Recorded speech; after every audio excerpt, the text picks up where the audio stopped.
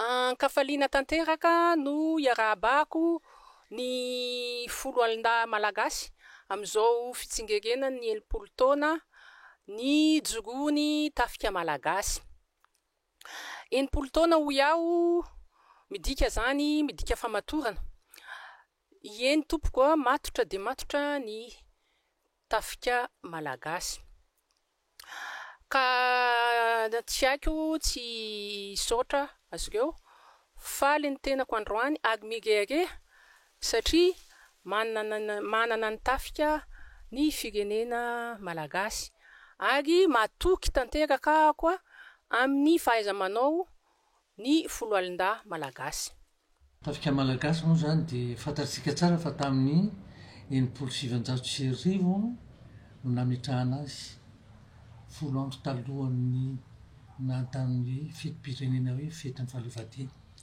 Zay no nananganana azy. Mazava loatra ny antony nanasivana ny tafika fa hoe rehefa niala tamin'ny fanjanahantany tsika ka mahazo ny atao hoe repoblika, rafitra repoblika de avy eo de hoe tonga ny fahaleovaten̈a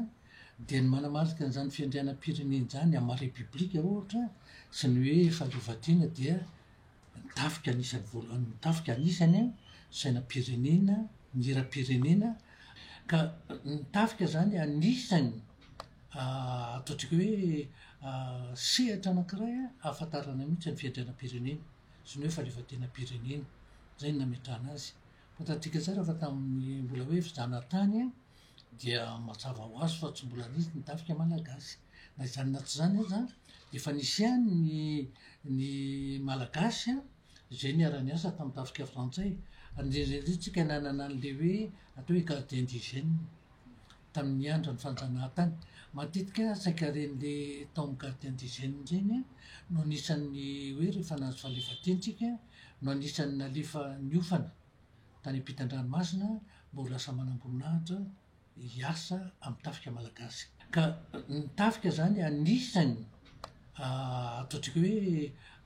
sehatra anankiray ahafantarana mihitsy ny fiandrianam-pirenena sy ny hoe fahaleovaten̈am-pirenena. Zay no nametrahana azy. Fantatsika tsara fa tamin'ny mbola hoe fijanahantany dia mazava ho azy fa tsy mbola nisy ny tafika malagasy. Na izany na tsy zany aza efa nisihany ny malagasy zay niara-niasa tamin'ny tafika frantsay. Indrindrindrindra tsika nanana an'le hoe atao hoe gardien d'hygiène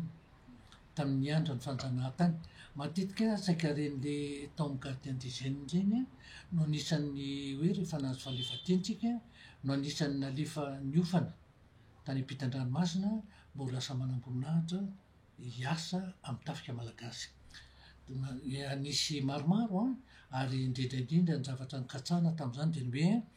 ahoana ny mba anisan'ny endrika anankiray ampirahina vahoaka malagasy de hoe isaky ny faritra de ohatran'ny nakana olona tamin'ireny indrindra efa nisy ihany tao amin'ny tafika na mbola tsy tafika malagasy azy tsika efa niasa niaraka tamin'ny tafika frantsay. Reny olona reny zany no nalefa niofana. Nisy ihany koa ireo tena efa hoe tena niara-niasa tamin'ny frantsay ohatran'y général Ramanantsoa ohatra de tena hoe tamin'izany fotoana zany izy mbola commandant na lieutenant colonel de nanontaniana ny heviny hoe hatsangana firoa na hapetraka ny tafika malagasy de ianao ve manaiky ho lehibe ny tafika malagasy de nanaiky izy. Maromaro ihany ko ireo manam-boninahitra tany amin'ny tafika frantsay nanontaniana hoe hiverina ty amin'ny tafika malagasy de maro no nanaiky. Misy ny tsy nanaiky fa de nijanona tany fantara fa misy kosa reo tia tanindrazana de miverina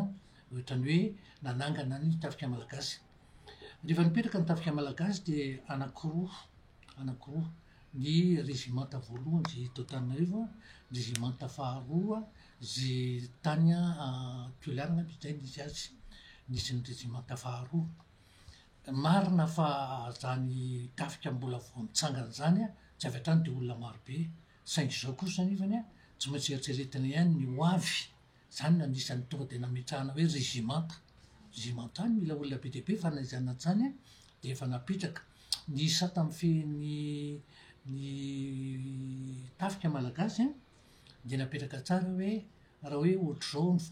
fiforonatsika zao nisan'ny maramila ao anatin'ny tafika malagasy de angambany andeha apetraka ao anatin'ny sata hoe laharam-boninahitra ambony indrindra tam'izany a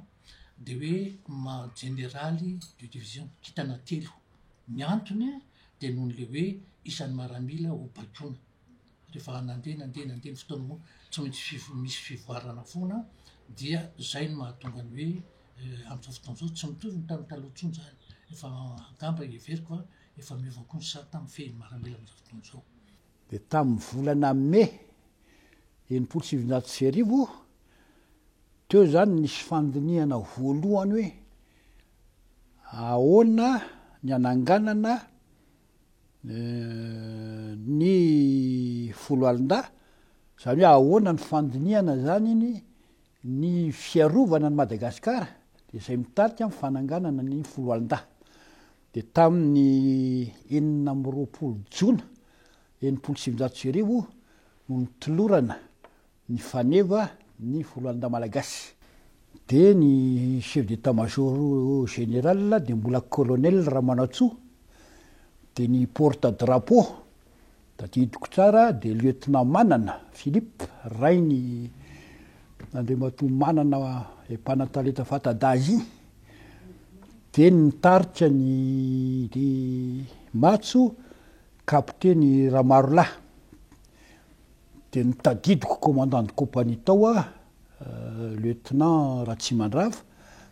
ary ny compagnie parachutiste lieutenant Rakotondrainy Alphonse. Raha miresaka tantara mitafika misy daty malaza de naterahany zany de indrindrindrindra ny atao hoe accord de défense ny fanarahana tamin'ny frantsay hatramin'ny taona 1770. Dikany hoe accord de défense tamin'izany tsika mbola tao anatin'ny communauté de narindra zany arakaraky ny paikady frantsay daholo nitafika atao amin'ny communauté de tamin'izay zany tsy de nanana aloha tsorona hoe teny mavesatra tsika na am'izany fa tsy maintsy manaraka ny accord de défense de reo no mampiofana reo no manampy ary tany amin'ny état-major rehetra tany de mbola manamboninahitra frantsay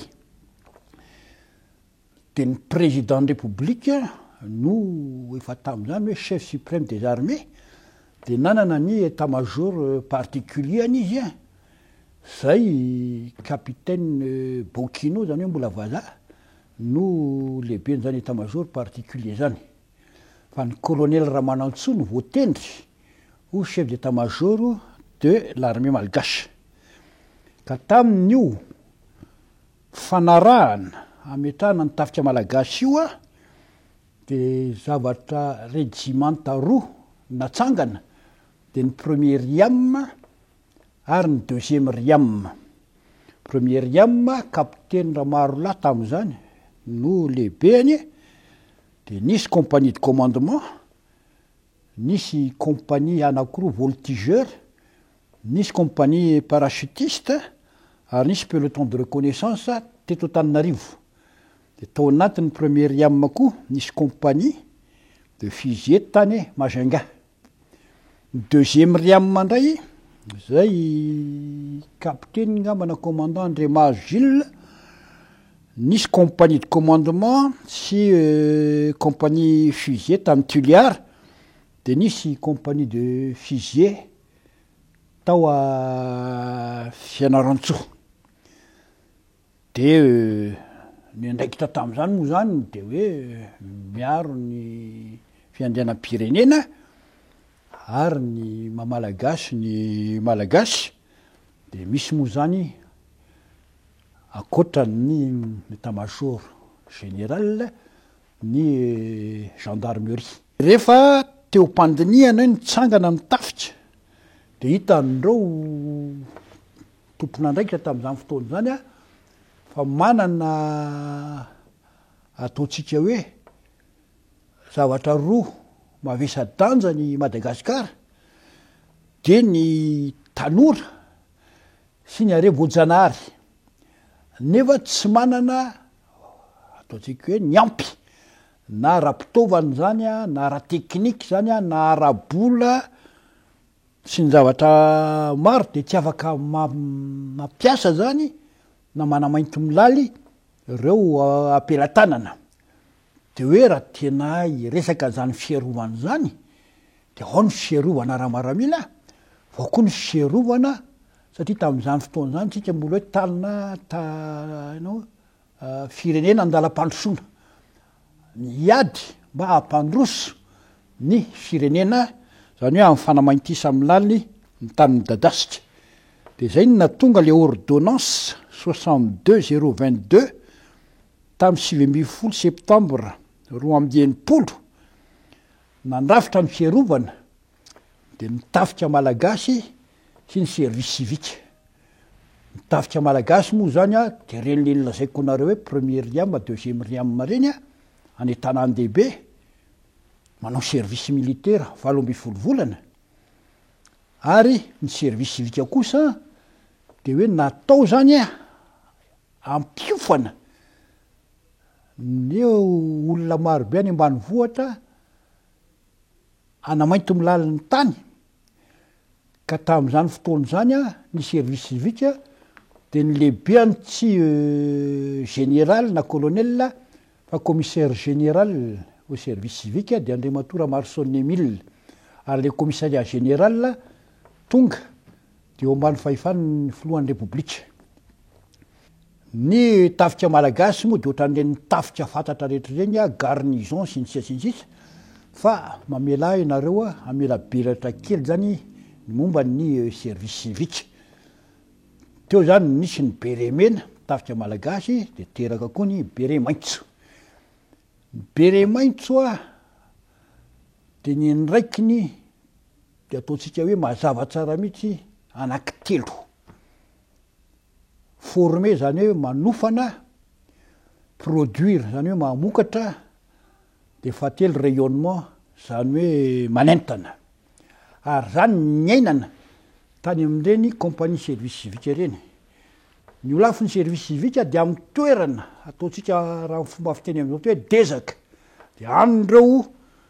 no mamorona trano manamainty milaly ny tany ary nyrina mampiofana le olona manodidina de noho ny tonga moa ny taona 2017 de niova ny rafitra lasa EMDNFA état-major de la défense nationale et des forces armées de nifoanana ny service civique commissariat fa tonga zany a de nampidirina tao amin'ny état-major général ny tafika na de mitana ny bere maitso ary 1er septembre 1973 de tompona andraikitra feno am'izay zany a ny firenena malagasy amin'ny foloalindahany amin'ny fiarovana ny fireneny satria zay nitapaka tamin'ny accord de coopération zay rahantsika malala moa fa ny filo dideratsiraka no nitarika azy zany tamin'ny fotoan'androny fa noho ny tonga ny taona 570 1975 no ny vitany directoire de nanao lalam-panorenana vaovao tsika nanana lalam-panorenana vaovao tsika tamin'ny taona 570 de tao anatiny lalam-panorenana vaovao iny a niteraka ny teny hoe forces armées populaires taony natsangana ny CMD comité militaire pour le développement zay mandinika ny momba ny fiarovana momba ny fandraisan'ny miaramila amin'ny fampandrosoana sy ny sisa ary tamin'ny octobre 9 octobre 1976 no nitsangana voalohany ministère ny foloandaha lieutenant colonel Mampilajona gendarme no ministre voalohany tao zany de tamin'ny décret 75-269 tamin'ny 14 novembre 1976 de teo zany namaritra ny rafitra vaovao indray de natsangana ny armée de développement zay eo ambany fahefan'ny région militaire enina teo zany nitsangana ny 6 région militaire de nisy ny armée technique zay ny génie sy ny armée de terre sy ny marine sy ny aviation manko tsy ny terre, de nisy ny force d'intervention, de nisy ny première RTS, de nisy ny école. Zay zany ny rafitra vaovao no nitsangana ministera amin'ny folo alin-da. Tantaran'ny folo alin-dany de zao tena hoe manaraka zay toetrandro misy azy. De vita koa ny ady mangatsiaka, la guerre froide teto ambonin'ny tany ary nanomboka nisy ny fahalalahana sy ny démocratie sy ny fanatotoloana mondialisation sy ny sisa rehetra tamin'ireny fotoana ireny raha tonga atao dolidoly. Zany zany midika fa tsy maintsy namaritra andraikitra vaovao indray ny folo alin-da satria arakaraky ny zava-misy sy zay heverina hoe fahavalo no anamboarana an'le rafitra entina miaro ny firenena. Ny folo alin-da do anisany tena hoe miaro an'izany hoe fanarahan-dalàna ary indrindra hoe ny vahoaka sy ny fananany. Anisan'ny zavatra anankiray tena hoe mampandroso ny firenena sy mampilamina ny firenena ary ny filaminan'ny firenena mitondra fandrosoana de tena tsotra ny fanarahan-dalàna. Zay fanarahan-dalàna zay hitanareo nampisy an'le hoe fionana teto amin'ny hôtel Panorama tamin'ny 20 oktobra de ny fanaraika amin'ny telopolo oktobra le fanarahana teto Panorama de tsotra tena nampiantso manao gazety mihitsy no tron'ireo manamboninahitra manana andraikitra ambony tao amin'ny folo alin-da de tena ny antso solontenan'ny polisy keo ary tamin'izay fotoana zay de nilaza mihitsy zao zavatra ny tena fo de foy fa nanana ny lanja ozay hoe ianareo mpanao politika raisy ny andraikitrareo fa ny vahoaka tsy ataonareo takalinaina fa rehefa tsy andray andraikitra nareo mpanao politika raisinay ny anay zay de vita. De teo zany de ny tsapa fa tsy maintsy manao spécialisation am'izay satria tsy mitovy tsony le fiheverana hoe fanafian'ny fahavalo taloha sy teo satria ny fahavalo vaovao tsy hoe isy firenena nafika tsony fa matetika tony le mpanao trafika toy ny réseau toy ny cybercriminalité sy ny sisa rehetrarehetra iny de dika zany fa mila fanofanana vaovao sy rafitra vaovao anoerana an'izany de nanomboka nalaza koa teo ny resaka fiarovana ny tontolo iainana sy ny sisy zany hoe niova tanteraka mihitsy zany no ny vita ny ady mangatsika ny zava-misy teto de tsy maintsy nanaraka an'izay tsika de tsapa fa ny ilaina tsara mafisina ny fiaraha-miasa miaraka amin'ny any velany zay hoe accord de coopération. Tsika koa moa ao anatin'ny firenena mitsambana firenena afrikanina de manana andraikitra koa de teo no natonga zany reny ataontsika hoe fifandraisana iraisam-pirenena maromaro sy misimisy koa indrindriny tsika mila fampitaovana ahafahana manatanteraka an'izany andraikitra zany. Raha tsy teny fotsiny ahy zao fa nisy reny le fanazarantena RECAN na renforcement des capacités africaines du maintien de la paix de ny tena zavatra tsapa teto amitsika de le fantrana ataontsika hoe mafy ary nefa le fantrana io miteraka zavatra marobe, io no miteraka ny tsy fandriampahalemana, io no miteraka ny fanozomozonana ny fitondram-panjakana be de be. Zany hoe raha tsy misy zany fienany io fantrana io tsisy filaminana marim-potitra ary tsy afaka ambolo ny olona satria tsy azo antoka ny fandriampahalemana. Ny zavatra tsapako tao amin'ny fotoana na minisitra de ny fahasarotana sy ny fidadasiky ny andraikitra ankin'ny firenena amin'io ministera io ka ito ao dia manenga na mangataka mihitsy zay manana fanapahan-kevitra amin'ny budget mba halalatanana hanome zay azo atao an'ity folo alin-dahy ty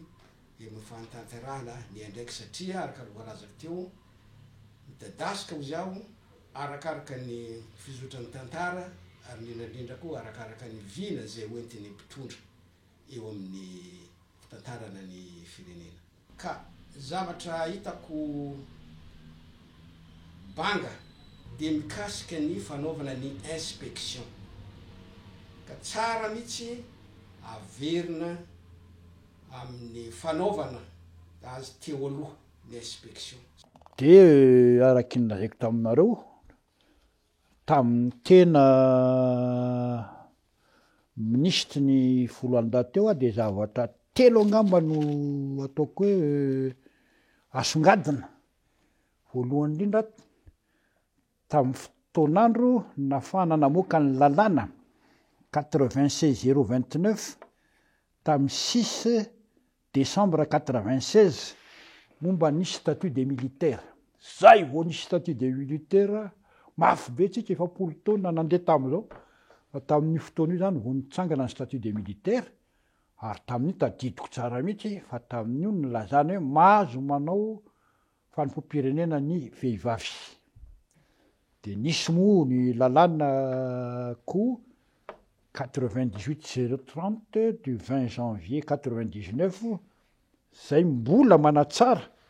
ilay lalàna nivoaka tamin'ny 9 décembre 2010.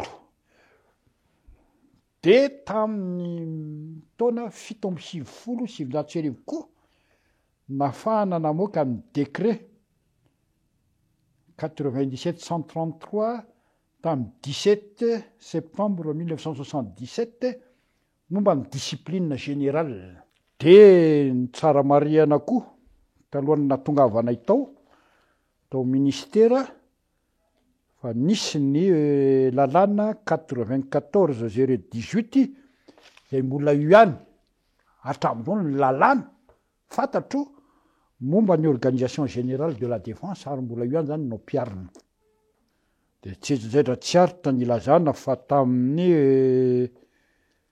28 juin 2011 nisy ny code de conduite. Misy rafitra afaka manazava amin'ny antsipriany fa zay fatapatatro de zavatra telo no tsy maintsy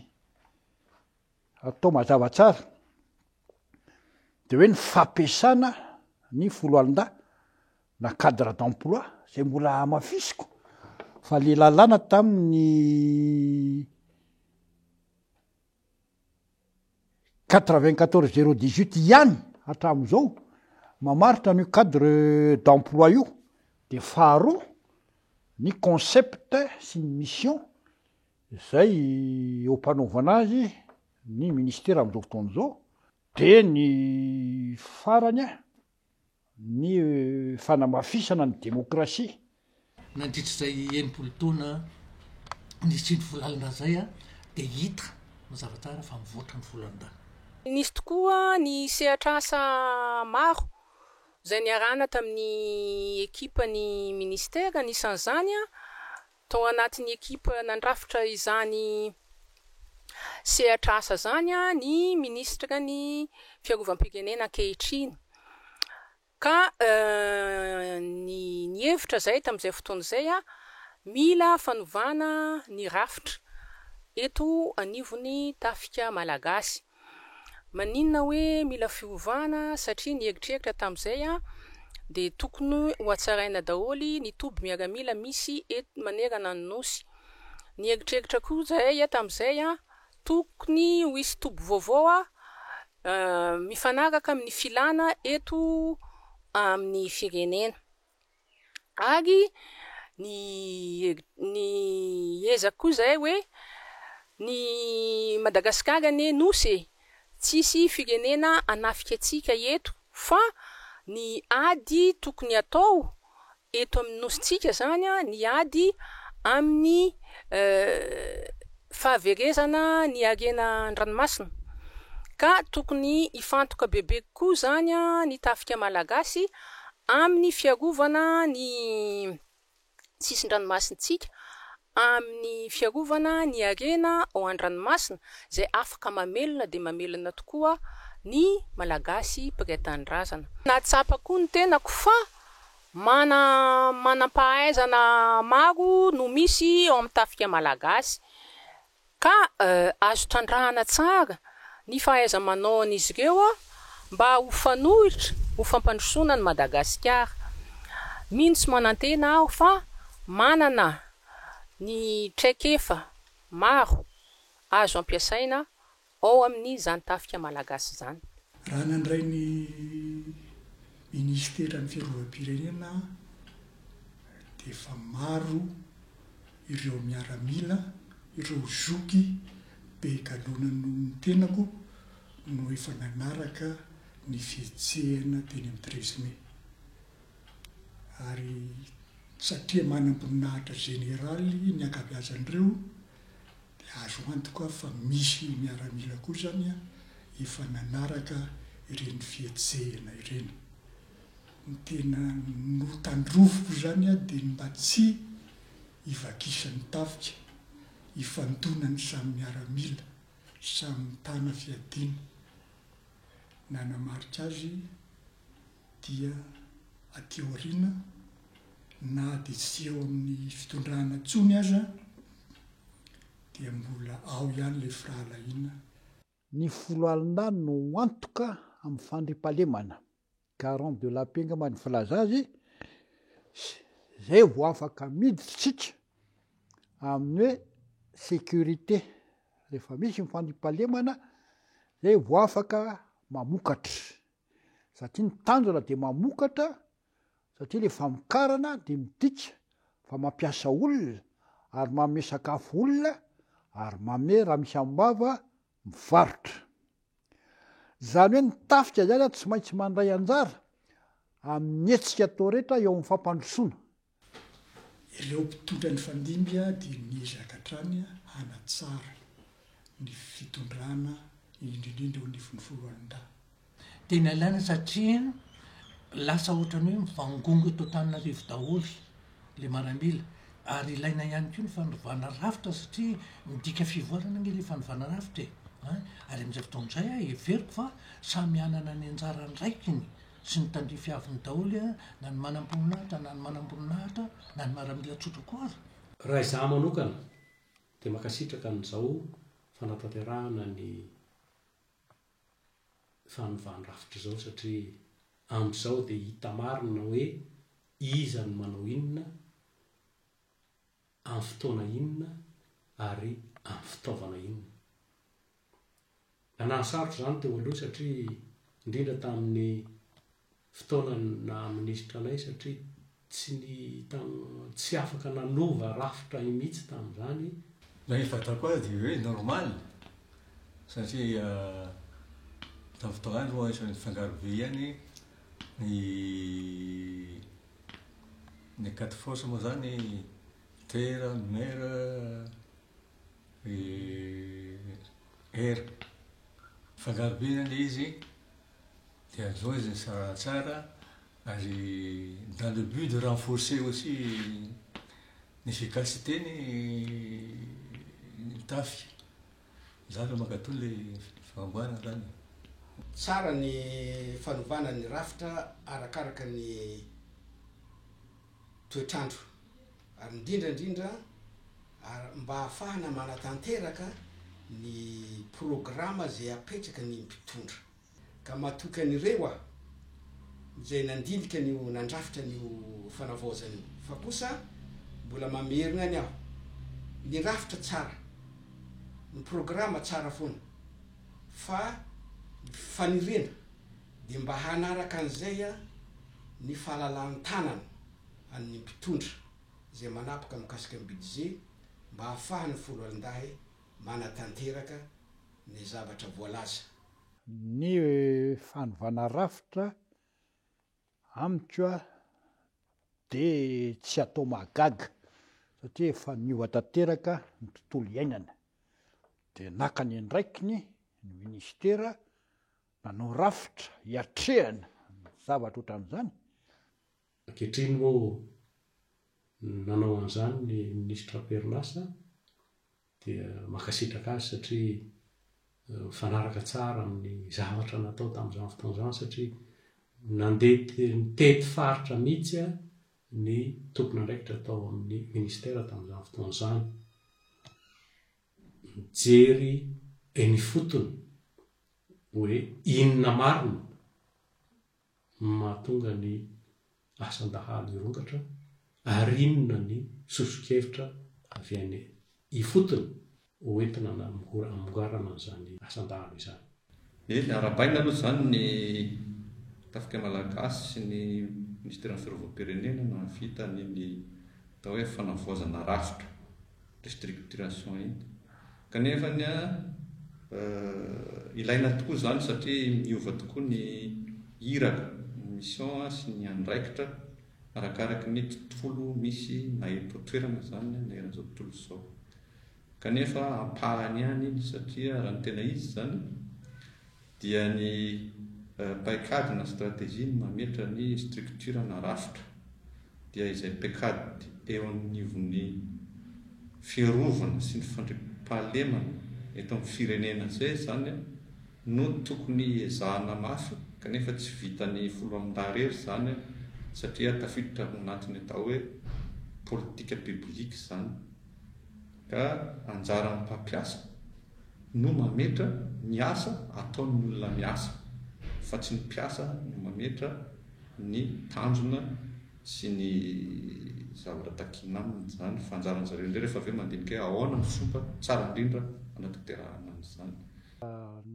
Teny ny raimbava angamba de miraba an'ireo rehetra mametra anaty fitokisana satria tsy mora ny adidy miandry azy ireo ary ny tanisanany kely vita teto de ny andrefesana ny be mbola ho avy ka hoy izay hoe ny zavatra ny anarana ary ny enana hatramin'izay de mijerika aloha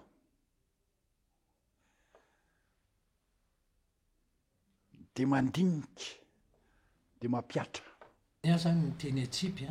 de ngamba teny tsotra hoe aokatsika maramila hijanona tena tsika amin'ny volan-da tena nanany le toe-tsainany atao hoe maramila miaramila hoe manana mijoro anatin'ny fahamarinana vonona tena hoe hiaro ny tombotsoan'ny firenena fa indrindraindrindra raha misy zavatra tokony ho alavirintsika de ny risoriso raha vao tafiditry ny risoriso ny folo alin-da de manomboka mivay ihany koa ny fanajana lalàna. Ny afatra moa zany de voalohany indrindra zany mankasitraka zareo misy mankasitraka ny force zareo zao taona zao zay tena fa miasa tsara ary vokatra ny fahita faingany ny vokatra azo forces armées na ny gendarmerie zany na ny forces armées na ny polisy aza fa be de be zany ny vokatra azo zany de saona zareo be de be ary mampirisika zareo ny tenako amin'izany lalana zany ary tsy hokivy na eo ihany fahasarotana isan-karazany tsy hokivy indrindra moa ty resaka politika ty moa zay matetika amin'ny zavatra misy resaka politika critique tsy maintsy misy ihany fanakihana tsy mety misy ihany fa azakivy an'izay zay fanakihana zay. Ny hafatra tiako apetraka dia mety efa mazava ho azy amin'ireo zandry moa zany na de fa be zandry ihany satria ny tena fa zoky ihany tia de ny mban'ny haninao zay mety hanatanterahana zay zavatra voalazan'ny mpitondra ary indrindrandrindra eo amin'ny fomba fitantanana ny fitaovana zao de miroso amin'ny tsaratsara kokoa afaka fijeriko azy ny eo amin'ny fitondram-panjakana mazany na tsy zany aza dia ninonino napetraka eo dia tsy tokony ho adinono ny mpitondra, tsy tokony ho adinono ny miaramila, fa zany atao hoe fiarovam-pirenena izany a dia tsy misaraka amin'ny vahoaka. La défense ne peut être que nationale. Ka zay rafitra atao tsy mahomby raha tsy miaraka amin'ny vahoaka. Koa tsisy afa-tsy ny hoe atsao reny lalàna ny feantsika reny. Ny afatra zany dia hoe tsy maintsy itsika malagasy aloha mahafantatra zay zavatra tena ilaintsika sy ny tokony ataontsika. Faharoa, ny olombelona no tsy maintsy avovoan'ny fandraisana fanapahan-kevitra rehetra. Izany hoe na olombelona zay sitraka amin'ny fandriampahalemana zany hoe ny vahoaka zany, ary ny olombelona zay anatanteraka an'izay irak'izay, zany hoe ny miaramila zany ao anatin'ny le foloalindahy, ka tsy afaka anatanteraka ny asany izy ireo ary anome fahafapo ny vahoaka raha tsy izy aloha ny voakarakara sy voakojakoja mialoha, ka rehefa resy lahatra izy sy tako hoe tsy mitsanga mianatra amin'ny fanaovana an'izany asany zany dia mandeha ho azy ny sisa. Dia ny fahatelo angamba ny farany dia hoe ny olona mandala, fa ny rafitra sy ny fomba fanao no mipetraka, ka tokony hazava zany izay rafitra sy fomba fanao izay dia mba mifandimby ny olona anatanteraka ny asa ao anatin'izay. Ka dia makahery azy ireo ny tenako zany ary misaotra azy ireo sady ny amin'izay efa vita sy mbola ho ataony ho an'ny firenena. Maro lafy ny ady atrehina eto amin'ny firenena. Maro lafy ho iaho ny fahavalo, ka androany tsy haiko tsy hankasitraka ny miaramila zay misedra ary miady amin'ny fahavalo tsy hita maso, tsy izy zany fa ny Covid-19. Ka makahery azy ireo ahako ahavita ny adidy soamantsara mba hanavotana ny ainy malagasy. Eto aho dia miondrika ampanajana amin'ireo zay lavo noho ny valanaretina maneran-tany ity, ary miombombavaka amin'ny zay mbola tsy salama, ary mitsabo-tena, ary mirary dia mirary fahasalamana feno ho azy ireo ny tenako. Ary indrindraindrindra ho an'izay salama, araho tsara ny toromarika fa sarobidy loatra ny fahasalamana. Manantitra tompokoa ny fiarabana amin'izao saramanitra zao. Matoky ny tafika malagasy ny tenako, masina ny tanindrazana.